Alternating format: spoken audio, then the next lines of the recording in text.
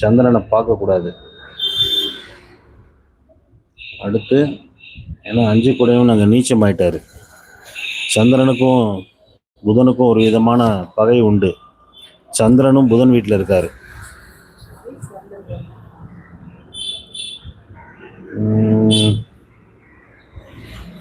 சூரியன் பார்க்குறாரு. 100% குழந்தை பிறந்துருமா?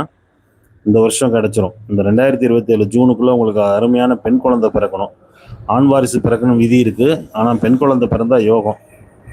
ஏன்னா செவ்வாய் சனி இந்த ஜாதத்துல சேர்க்க இருக்கு. செவ்வாய் சனி யார் ஜாதத்துல இருந்தாலும் அவங்களுக்கு ஆண் வாரிசு 100% உண்டு.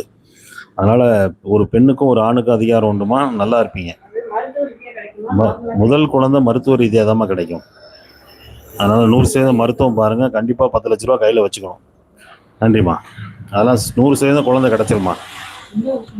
2027 ஜூனுக்குள்ள உங்க கையில குழந்தை இருக்கும்.